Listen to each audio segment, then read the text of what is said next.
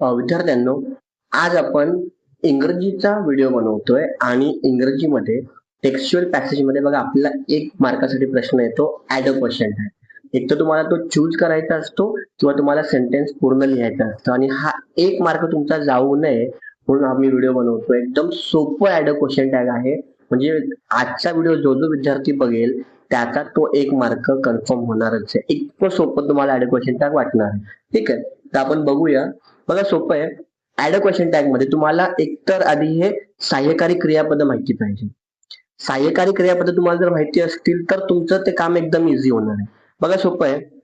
Is, M, R हे वर्तमानकाळी सहाय्यकारी क्रियापद आहेत. जर इज असेल तर उत्तरामध्ये आपल्याला इजंट लिहायचं. एम असेल तर आरंट लिहायचंय. आर असेल तरी आरंट लिहायचं.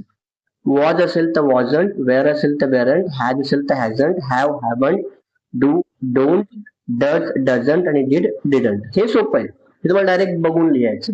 आता कधी कधी काय होतं, क्रियापद फक्त क्रियापद असतं, वर्ब असतं. आता जर फक्त वर्ब असेल, वर्तमानकाळी वर्ब असेल तर डोंट लिहायचं.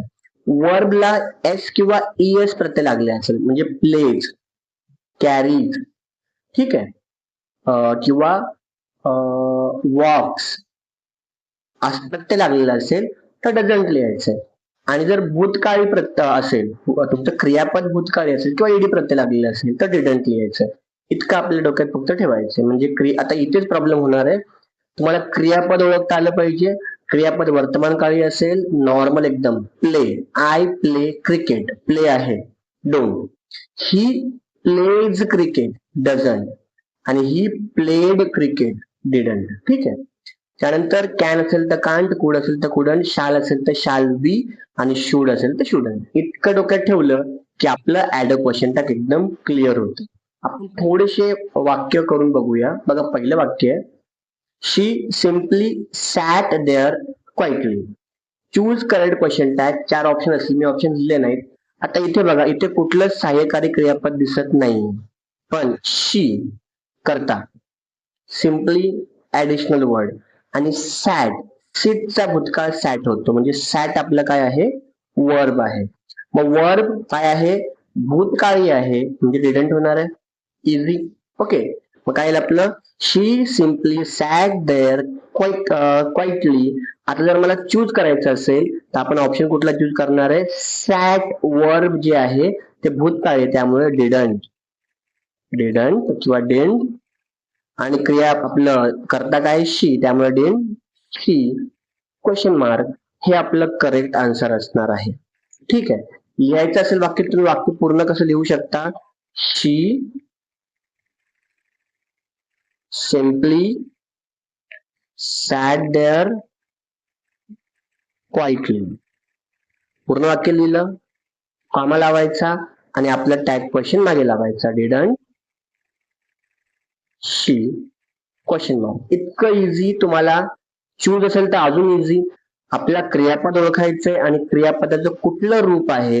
क्रियापद वर्तमानकाळी आहे तर डोंट, इथं क्रियापद भूतकाळी होतं म्हणून डिडंट आणि करता मागे लिहिला, शी आहे, शी ऍज इट इज. आता पुढचं बघा, I was overwhelmed by the emotion.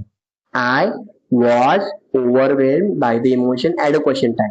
आता इथे डायरेक्ट आपल्याला सहाय्यकारी क्रियापद दिसतंय वॉज, त्यामुळे क्रियापदाची गरजच नाही आपल्याला सध्या इथे.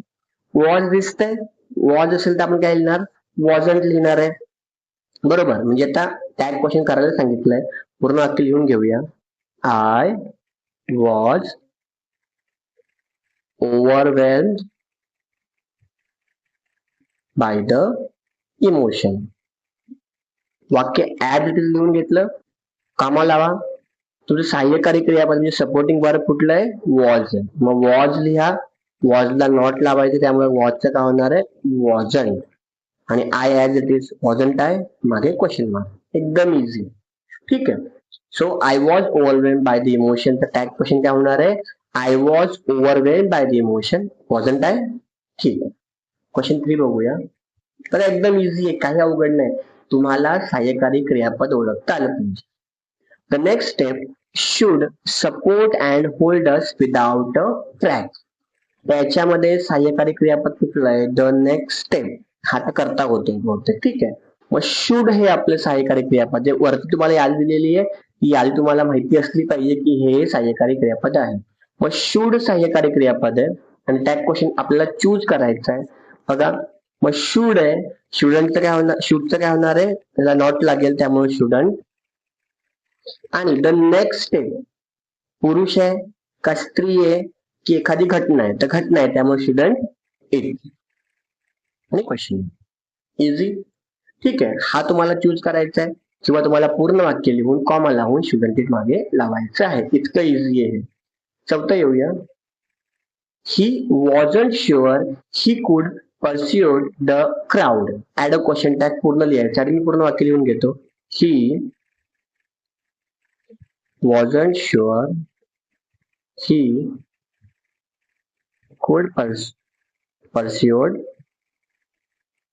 The crowd. ठीक आहे, कॉमा. आता इथे ऑलरेडी वाक्यामध्ये नॉट आलाय, वॉजंट आहे आणि क्वेश्चन टॅग करायचंय. मग सोपं आहे ना, वॉजंट आहे ना आपल्याकडे, वॉजंटचं वॉज करा, नॉट काढून टाका. नॉट नसेल तर टाकायचा, असेल तर काढून टाकायचा. मग आपण वॉजंटचं वॉज केलं आणि he as it is, so was he. एकदम इझी. बघा, नकारात्मकता असेल काढून टाका, नसेल टाका. ठीक आहे, मग इथे वॉजंट होतं त्यामुळे मी वॉज केलं, वॉज केलं.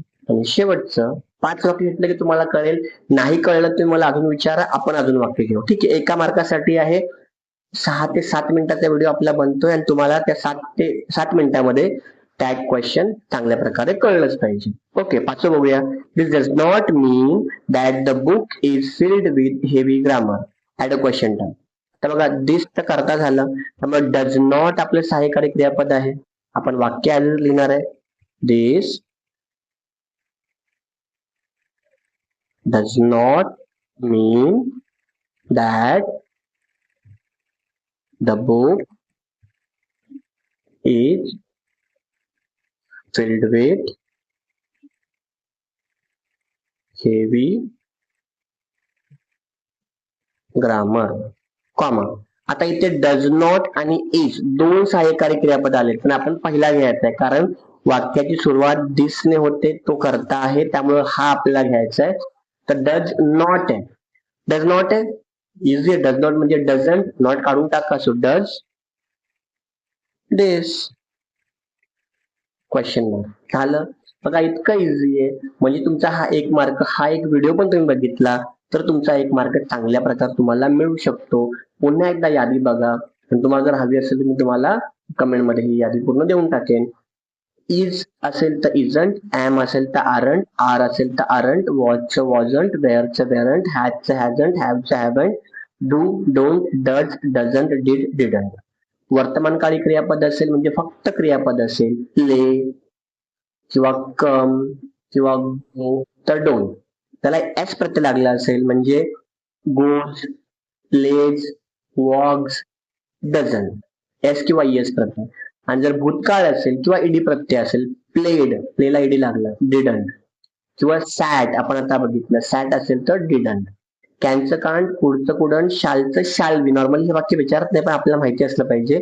शालचं शाल वी आणि शूडचं शुडंट. अशा प्रकारे आपल्याला ऍड अ क्वेश्चन टॅग येईल आणि एकदम सोपा आहे.